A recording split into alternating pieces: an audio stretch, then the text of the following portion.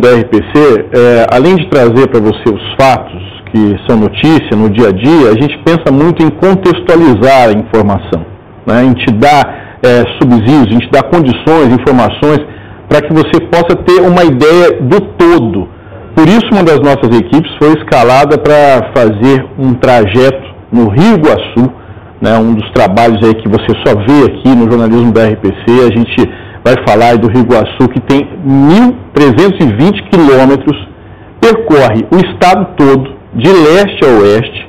As imagens que a gente vê nas cataratas, em Foz do Iguaçu, mostram que é muita água, né, sendo levada, que o rio vai se tornando caudaloso ao longo desse caminho, né?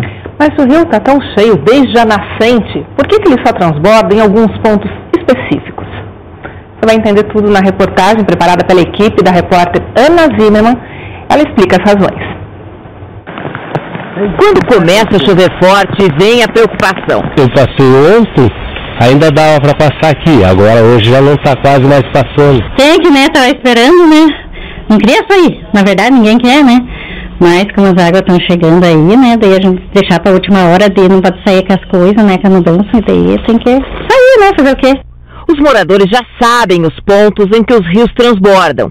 São fatores físicos, geográficos, que fazem a água subir mais ali, como nos conta o professor da Universidade Federal do Paraná, da pós-graduação em Geografia e Meio Ambiente. Um que é bastante específico é o fato de que os municípios se instalam, as áreas urbanas, notadamente, se instalam nos lugares mais planos do relevo. A água se espraia onde há, geralmente, relevo mais plano. Quanto mais inclinado e mais alto, aí a gente não vai encontrar enchente, alagamento e inundação. Na região chamada de Médio Iguaçu, o terreno mais plano está em União da Vitória, que também tem altitude mais baixa que o local da nascente do Iguaçu. No mapa do relevo, Curitiba está a mais de 900 metros do nível do mar e União da Vitória fica a 765 metros. Depois, o Rio Iguaçu volta a correr num trecho mais acidentado e alto, mas é na planície mais baixa que ele alaga mais. O mapa nos revela outro detalhe em União da Vitória. Que bela curva o Rio Iguaçu faz na cidade. O rio é muito sinuoso, tem 1.320 quilômetros de extensão na medida oficial, mas em linha reta a distância entre a nascente e a foz é de apenas 550 quilômetros.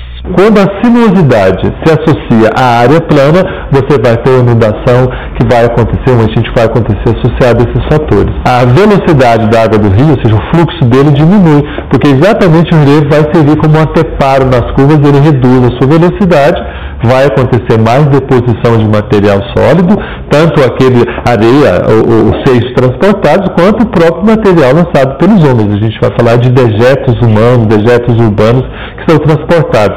Então, nessas áreas onde ele faz a curva, vai se acumulando mais material. Isso faz com que o rio perca a sua profundidade e ele vai, então, se espraiar nessas proximidades dessas áreas curvas também, dessas curvas do rio. Outro ponto que chama a atenção dos moradores. Nem sempre o rio alaga onde choveu. O que importa é a água que cai antes.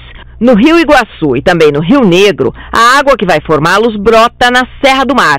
Os mananciais vão dar mais volume aos rios que formam o Iguaçu. Nós vamos falar aqui da Serra do Mar, né? Toda essa cadeia de serras que está aqui no Paraná, um dos lugares que mais chove no estado. Chove normalmente mais de 2.000 milímetros, em alguns pontos até 3.000 milímetros, chove nessa área. Então os rios são muito abastecidos aí nessas áreas mais altas com muita água e essa água vai se evolumando. Nós estamos no Marco Zero do Rio Iguaçu, um ponto que não tem nada de bonito e que marca o encontro dos rios Iraí, Atuba e também do Rio Pequeno.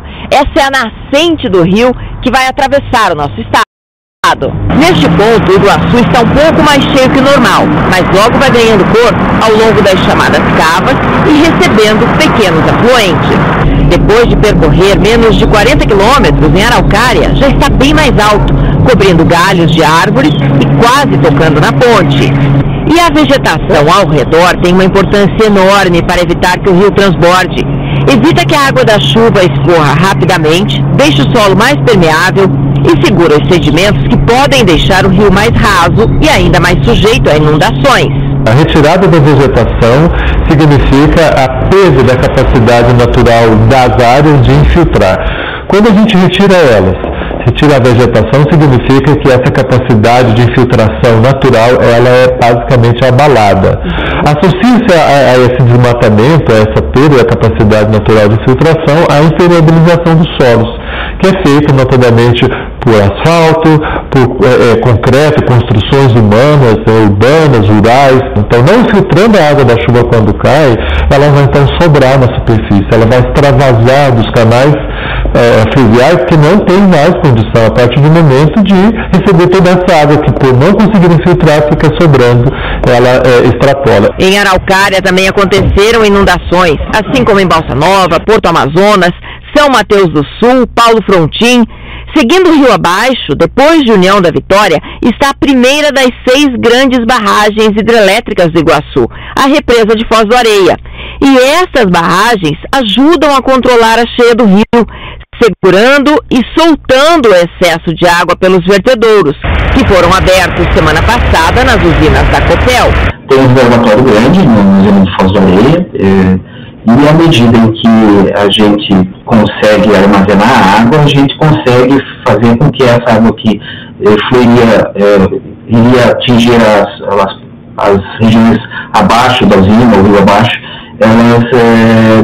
essa água seja retardada a chegada até esses municípios mais abaixo. Outra pergunta que muita gente se faz é porque mesmo quando a chuva para, o rio não desce logo. É que o solo em torno fica muito encharcado. Ele vai demorar um pouco mais a baixar porque o solo, armazenando essa água para o processo de filtração, mesmo que ainda muito impactado em alguns lugares, ele vai liberar lentamente essa água para os canais fluviais, porque vai ter todo esse processo de liberação da água presa nas estruturas urbanas, agrícolas, mas sobretudo armazenada no solo, que aí vai liberar para os rios no momento seguinte. Mas a descida é sempre mais lenta do que a subida das águas. O professor faz mais um alerta. As chuvas têm sido cada vez mais fortes em um período mais curto de tempo. E a tendência, infelizmente, é continuar assim. Nós estamos nesse momento do ano de 2023, no momento de El Niño. O El Niño é um fenômeno natural que para nós aqui no sul do Brasil significa mais chuva, mais águas. E começou agora, a partir de agosto, setembro, vai até meados do ano que vem. Nós podemos aguardar um verão muito úmido, com muita chuva, e que, portanto, a condição de acontecer mais alagamentos, mais inundações, mais enchentes é muito provável, e com o tempo, nas próximas décadas, as mudanças climáticas nos anunciam que esses episódios vão se tornar cada vez mais repetitivos e mais intensos. Isso nos alerta, a sociedade paranaense como um todo, para desenvolver sistemas de prevenção, sistemas de previsão e cuidado com essas alterações que já estão aí a ser registradas no nosso estado. Pois é, reportagens como essa, né, evidenciam que está tudo conectado, né, a natureza, a nossa vida, a construção de cidades,